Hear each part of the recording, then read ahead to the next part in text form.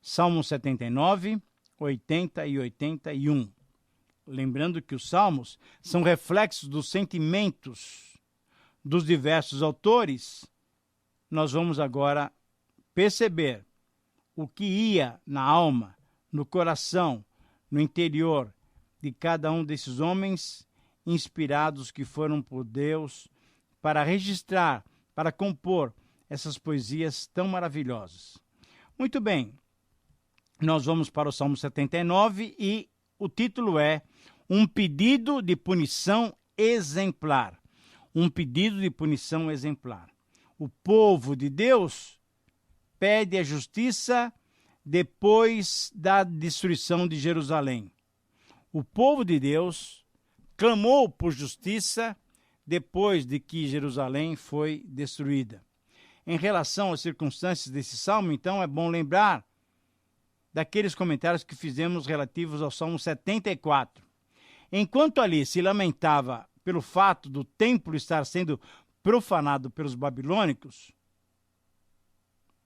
aqui temos uma oração, um clamor para que Deus punisse esse povo invasor. Esse salmo, então, obviamente, foi escrito depois da destruição de Jerusalém. E o tema do salmo é um hino de lamento. É uma poesia, uma oração de lamento. Não só uma poesia e um lamento individual, mas esse salmo certamente reflete o sentimento de toda uma nação, de toda a nação israelita. Motivado pela profanação do templo, da destruição de Jerusalém, pela matança de uma boa parte da população, o clamor, a oração, o pedido desse salmista, com todos esses fatores que tinham acontecido, mostram então o sentimento que ia no coração de cada um dos israelitas, mas revela-nos o sentimento que ia no coração de toda a comunidade do povo de Israel. Por isso, o desafio desse Salmo 79 para nós é o seguinte: somente a um Deus perdoador e misericordioso devemos pedir clemência, ao mesmo tempo em que pedimos punição contra os inimigos do seu povo. Eu repito, é uma frase talvez um pouquinho mais longa, mas ela é de tremenda importância e resume o Salmo 79. Somente a um Deus perdoador e misericordioso devemos pedir clemência, mas ao mesmo tempo podemos sim pedir punição contra os inimigos do povo de Deus. Nós vamos encontrar 5 razões para fazermos esses pedidos a Deus. Em primeiro lugar, pedimos clemência diante da crueldade dos inimigos contra o povo de Deus. Leia os versículos 1 a 3 e perceba o lamento pela destruição do templo de Jerusalém, pela morte de muitas pessoas, pela derrota dura causada à própria cidade de Jerusalém. Querido amigo, esse lamento é uma demonstração de como foi dura a derrota imposta pelos babilônios contra os judeus. Em segundo lugar, pedimos clemência pela zombaria dos inimigos até que Deus haja. Veja bem, versículos 4 e 5, nós temos aqui não só um questionamento, mas temos também um pedido de punição. Esses versículos refletem bem a mesma mensagem que encontramos em Abacuque, diante dessa mesma situação. Senhor, será que o Senhor vai deixar esse povo iníquo castigar o teu povo? Em terceiro lugar, pedimos clemência para nós e, ao mesmo tempo, pedimos castigo para os inimigos. Versículos 6 e 7 nos mostram um salmista pedindo a punição divina, pedindo o castigo das nações que se levantaram contra Israel, pois eles foram extremamente impiedosos. Nós já nos referimos à possibilidade de você orar pedindo a punição contra os seus adversários. Se não houver vingança no seu coração, se não houver malícia no seu coração, coloque diante do Senhor essas pessoas que lhe prejudicaram, que fazem o mal contra você. mas coloque-as diante do Senhor. Ele é o justo juiz, ele saberá julgá-las. Em quarto lugar, pedimos clemência porque somente Deus pode perdoar pelo amor que ele tem ao seu próprio nome. Versículos 8, 9 e 10. Como outras grandes orações, Asaf baseia o seu pedido no caráter de Deus. O Senhor salvaria o seu povo não porque Israel merecia salvação, mas para preservar a glória do seu nome. E em quinto lugar, pedimos clemência, pois ao vermos a justiça divina, louvaremos então o Senhor. Por todas as gerações. Esse é o propósito do salmista nos versículos 11, 12 e 13. O salmista pede um tratamento diferente, de duas categorias: salvação para os cativos e punição para as nações que foram adversárias de Israel. Mas, ao mesmo tempo em que faz esses pedidos, ele conclui o salmo com um outro espírito. O seu espírito agora é um espírito de compromisso diante de Deus. A conclusão do salmo é exatamente essa. O salmista encerra o seu poema com uma palavra de compromisso. Ele compromete-se diante das gerações a louvar a Deus continuamente. Ele se compromete a proclamar os grandes feitos do Senhor pelas vindouras gerações. Essa é, de fato, uma conclusão bem clara desse salmo e de alguns outros salmos. A conclusão é: não há possibilidade de não louvarmos o Senhor. A aplicação que podemos ter para as nossas próprias vidas é a seguinte: eu espero mesmo, querido amigo, que Deus o capacite e o motive a louvá-lo diante das grandes bênçãos que ele nos concede. Pare um pouquinho depois do término do programa, pense, durante 5 minutos talvez, as últimas bênçãos que Deus lhe tem dado. E aí você gaste um tempo, 5, 10, 15, 20 minutos, quanto tempo você puder, para louvar, para engrandecer o grande nome do nosso Deus. Podemos pedir isso, podemos recomendar isso, podemos incentivá-lo a isso, sabe por quê?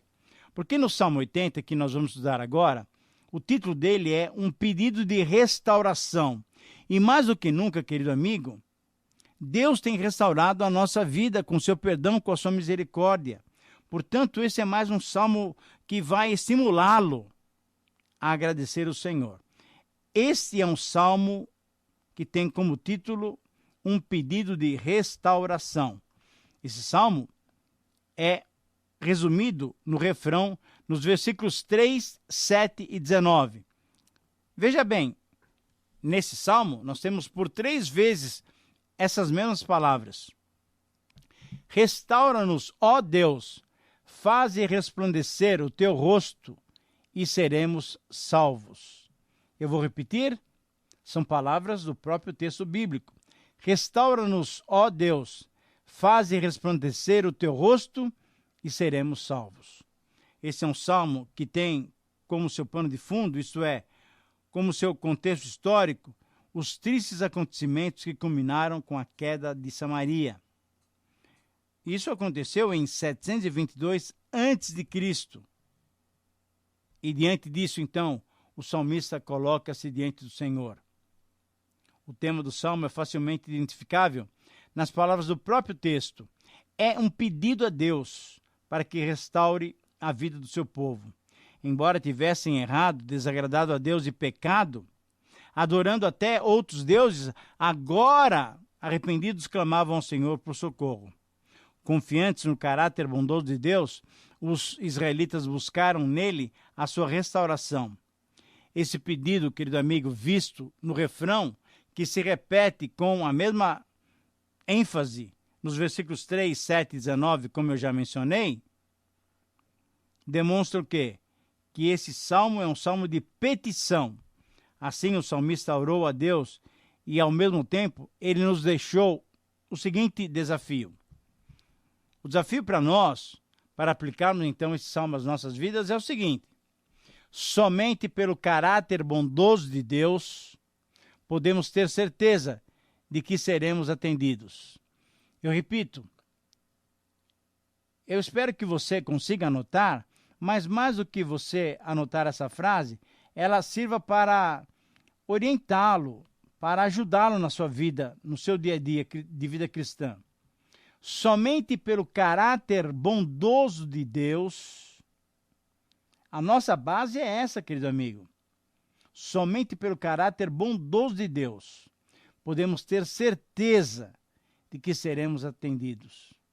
Você quer ter certeza de que Deus responde a tua oração? Pense bem, não é pelos seus méritos, mas é porque o Senhor tem um caráter diferente, um caráter seguro. O caráter de Deus é ser bom. Deus é bom. Nesse salmo, nós encontramos 5 figuras que ilustram o caráter de Deus. Em primeiro lugar, Deus é um pastor, versículos 1 a 3. A oração é dirigida a Deus, o pastor de Israel. Em segundo lugar, Deus é o Senhor dos exércitos, versículos 4 a 7. O povo pergunta sobre a duração da ira do Senhor contra a nação desobediente. E ele, como Deus dos exércitos, agora permitia que Israel passasse pela dura disciplina de ser derrotado para entender como eles tinham pecado contra o Senhor. Em terceiro lugar, mais uma figura que se apresenta, que descreve um caráter de Deus, é que Deus é um agricultor. Versículos 8 a 13 são versículos importantíssimos. Introduzindo a figura de uma videira que simbolizava o povo de Israel, o salmista mostra a Deus como um agricultor cuidadoso. O resumo da história do povo serve para mostrar esse cuidado divino. O êxodo do Egito, a conquista da terra prometida, a prosperidade do povo já na terra de Canaã e o castigo pela mão de opressores. Todos esses detalhes mostram como é que Deus, como agricultor, trabalhava com o seu povo. Mas no versículo 4, 14 até 17, melhor dizendo, em quarto lugar, nós encontramos uma outra figura. Deus agora é descrito como Deus soberano. Soberano. Antes de encerrar, então, esse salmo, Asaf pede que Deus olhe do céu para ver toda a circunstância pela qual o seu povo passado. E a circunstância é uma circunstância dura, difícil, triste. O povo estava sendo oprimido. Então ele pede para que Deus haja para salvar essa videira, isto é, o povo de Israel. Deus é o restaurador. Versículos 18 e 19, e nos mostram então essa quinta figura de Deus. O verso 18 é um desses versos bíblicos que nos faz levantar uma questão. O que vem primeiro? O avivamento ou a invocação do nome de Deus? Creio que a primeira resposta para a maioria dos cristãos é: Deus só age em resposta às orações dos seus filhos. Porém, esse versículo nos faz pensar que o que ocorre aqui é o inverso. As pessoas só invocam a Deus depois de serem revigoradas, depois de serem vivificadas. O verdadeiro avivamento é sempre iniciado pelo Espírito de Deus e nunca pelo Espírito humano. Deus motiva o nosso coração. Por isso, então, é que o povo promete fidelidade. Se Deus o salvar, nós vamos ser fiéis. Mas Deus é que toma a iniciativa. Podemos então concluir esse salmo com as palavras que o próprio Senhor Jesus deixou registradas lá na pena do cronista. Jesus, o Filho, o Espírito Santo e Deus, o Pai, inspiraram o cronista a escrever o seguinte: se o meu povo, você deve se lembrar desse versículo, que se chama pelo meu nome, já está lembrando? Se humilhar e orar e me buscar e se converter dos seus maus caminhos, então eu ouvirei dos céus, perdoarei os seus pecados e sararei a sua terra. Querido amigo, essa é a grande conclusão. Ao relembrar essa palavra de Deus, balanceando-a com o verso 18, veja bem, podemos chegar a uma conclusão equilibrada. através do toque do Espírito Santo, sensibilizando-nos, para que sondemos o nosso coração, para que obedeçamos a voz do Senhor e, se arrependidos formos a Ele, com certeza Ele se achegará a nós para nos abençoar e nos perdoar. É sempre uma ação dupla, nossa e do Senhor e nossa. Quando isso acontece, então, aí devemos lembrar que somente pelo caráter bondoso de Deus é que podemos ter certeza de que seremos atendidos. É possível aplicar essas lições para as nossas vidas, tanto pessoais, como familiares, como comunitárias. Podemos sofrer a tentação de saber todas as leis, os mandamentos, as doutrinas, os conceitos cristãos e não vivermos de acordo com aquilo que nós conhecemos intelectualmente. O desafio, então, é transformar esse conhecimento em prática. O povo de Israel não só conhecia, mas teve a oportunidade de ver as grandes manifestações do Senhor. Mas ele não ouvia mais a voz do Senhor. Ele não andava mais nos caminhos do Senhor. Querido amigo, que você, a sua família, a sua comunidade possam ouvir o Senhor e andar nos seus caminhos, para que experimentem o sustento espiritual divino, como o trigo mais fino e o mel mais apurado que Ele tem para nós, para aqueles que o amam. Que o Senhor te abençoe. Chegamos quase ao final do programa e temos agora o Salmo 81 para conversar um pouquinho sobre ele. Nesse salmo, nós temos o salmista Asaf reivindicando atenção, obediência e submissão do povo de Israel. Por quê? Porque Deus tinha bênçãos e planos especiais para eles. Veja só no versículo 11, é uma reclamação de Deus. O título do salmo reflete bem isso, o relacionamento de Deus com seu povo. E o versículo 11 nos mostra esse pedido de Deus. Deus mesmo faz um pedido. Se o meu povo me quisesse escutar a voz. Mas o meu povo, veja o versículo 11, não me quis escutar a voz. Israel não me atendeu. Que triste essa situação. Por isso o desafio de Deus, através desse salmo para nós, é assim: Deus só desenvolverá um relacionamento abençoador com o seu povo, com você, comigo, com qualquer um de nós. Deus só desenvolverá um relacionamento abençoador com o seu povo que o ouça e o obedeça. Eu deixo claro isso daqui. Deus só vai desenvolver um relacionamento que vai trazer bênção para nós, querido amigo, desde que seja ouvido e obedecido. E aqui nós temos 5 características desse relacionamento de Deus com o seu povo. Esse relacionamento pode ser alegre e jubiloso. Por isso o salmista diz: cantai, celebrai, salmodiai. Pode ser um relacionamento também, em segundo lugar, nos versículos 3 a 5, baseado nos mandamentos divinos. Essa festa que o salmista mostra aqui, nesses versos, tinha por sua base uma ordem dada por Deus. Quando Deus livrou o povo de Israel do Egito, Deus pediu para que eles celebrassem o seu nome. Em terceiro lugar, é um relacionamento que traz libertação para o povo. Sim, quando nós nos relacionamos com Deus, nós temos possibilidade de sairmos livres dessas situações que o inimigo e que a própria circunstância da vida nos colocam como prisioneiros. Nós somos libertados. Em quarto lugar, nos versículos 8 a 11, esse relacionamento é um relacionamento que requer fidelidade. Todos os deuses, todas as divindades devem ser retirados da vida do povo de Deus. Será, querido amigo, que você aí mesmo, não tem um ídolo no seu coração?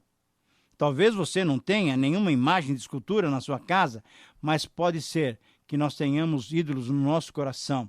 Isso também deve ser retirado. E em quinto lugar, esse é um relacionamento em que há disciplina. Quando o povo insistiu em andar em rebeldia, Deus o deixou. Por esse motivo, Israel sofria e não recebia o apoio de Deus. Se o povo fosse obediente, Deus o abençoaria para sempre. Querido amigo, a disciplina demonstra o amor de Deus. Portanto, lembre-se de avaliar a sua própria vida. E aplique essas verdades para você, tirando tudo o que ocupa um lugar de destaque no seu coração. Deixe somente Deus em sua vida como seu bem maior. Certamente Deus vai abençoá-lo ainda mais. Que o Senhor te abençoe e te conduza. Um grande abraço e até o próximo programa.